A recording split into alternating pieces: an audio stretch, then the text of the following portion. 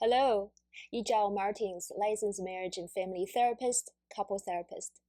Today we are starting some new series. I want to talk about discernment in ADHD affected relationships.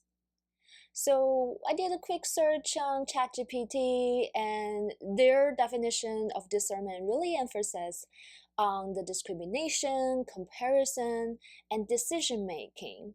It talks about not just focus on your gut feelings, but also to use your cognitive skills to compare the pros and cons of a similar situation and to aid you to make a decision about something. In relationship counseling, discernment counseling means you, with the help of a therapist or counselor, you make a decision as for the status of your relationship in the future. Are you going down the fork to repair your attachment bonds, or you going to the fork to separate with the assistance of a therapist, or are you going to the process of decide if you will be together or not together, in what format or context?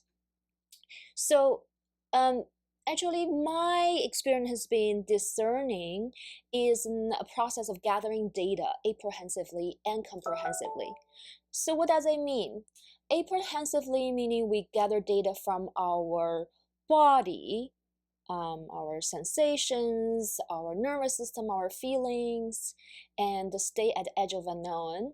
And comprehensively tend to come from our intellect, use our prefrontal cortex to make a list of the plus and cons, driving and restraining, to really think through what our values and what's beneficial for each of us, and if we want to build this system together, or maybe we relate in a different context.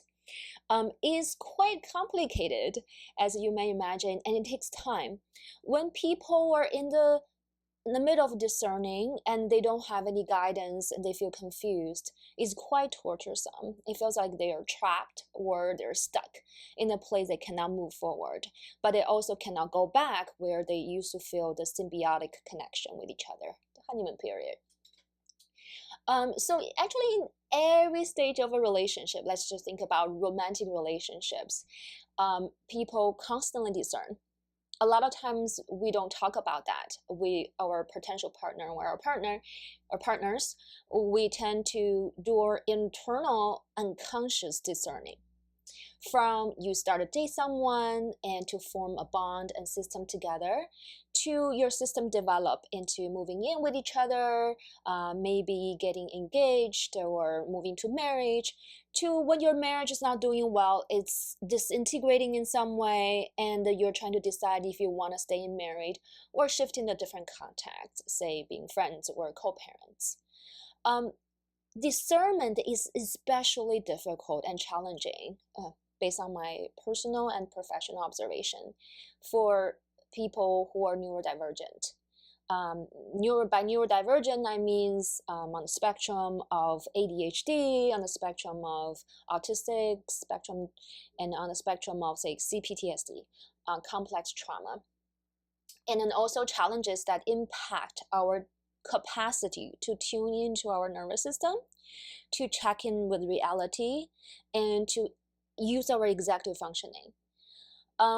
So not saying people who are neurotypical don't have a hard time in decision making and discernment, but there's actual challenges for people on the neurodiverse or neurodivergent. Why?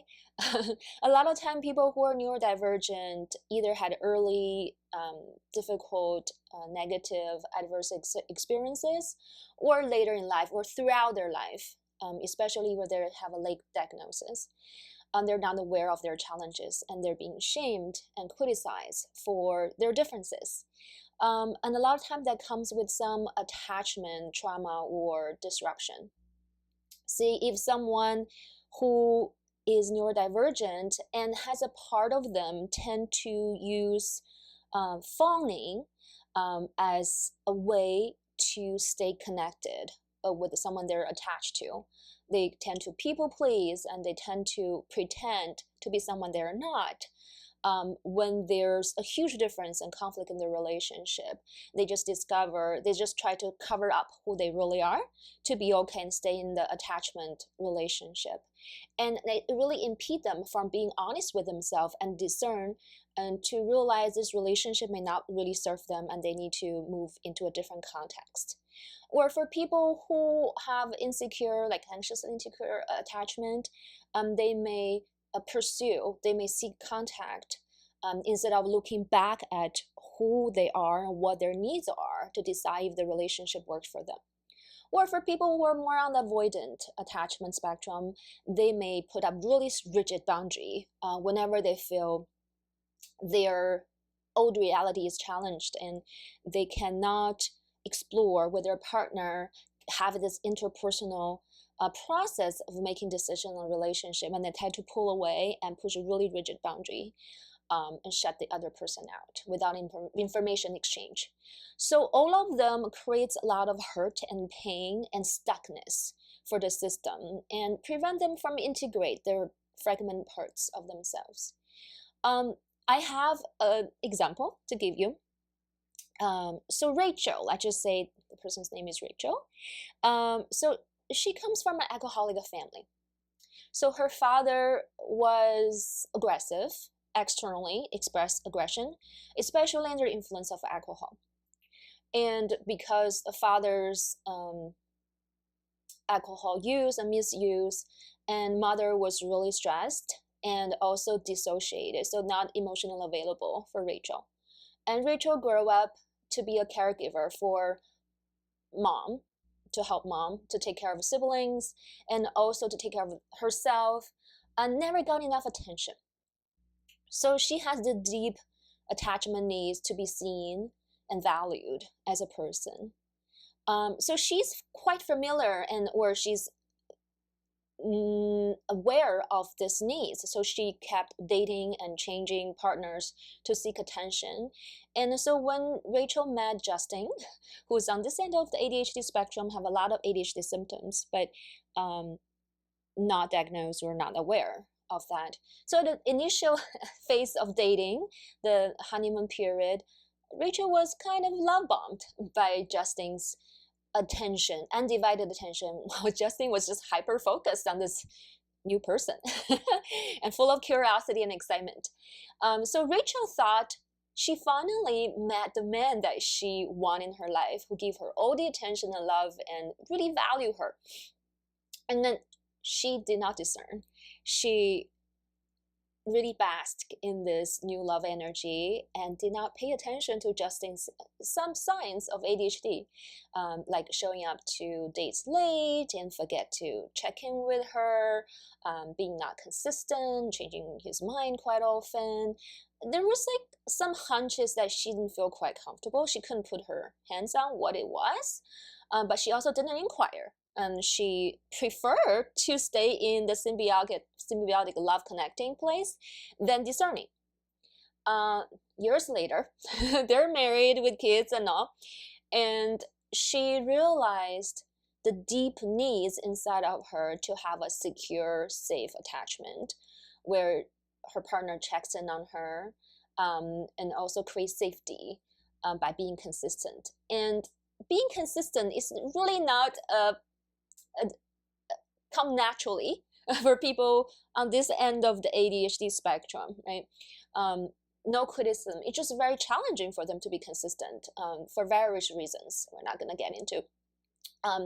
But because Rachel didn't see Justin as who he was, and Justin also tried really hard to mask, so not to show her this inconsistent side of him,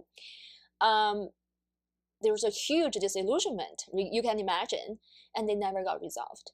So at the point that their marriage is suffering, that Rachel started to discern if she wants to leave the marriage or stay with Justin and to work out the relationship.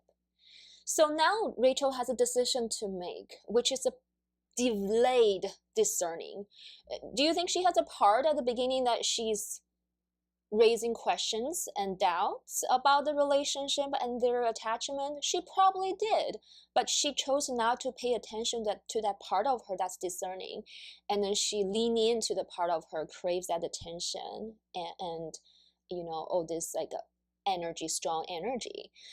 So at a different stage of the relationship, I really advise everyone to be discerning and pay attention to different parts of you, the excited part and the concerning part and the fear part, the anxious part. All of those are valid, and all of them give you a message and have energy and that deserve honoring and desire to be heard and understood. So we can use relationship as a vessel, like a process to understand our fragmented parts and to integrate our parts, and so we have more cohesion and we have more growth and transformation.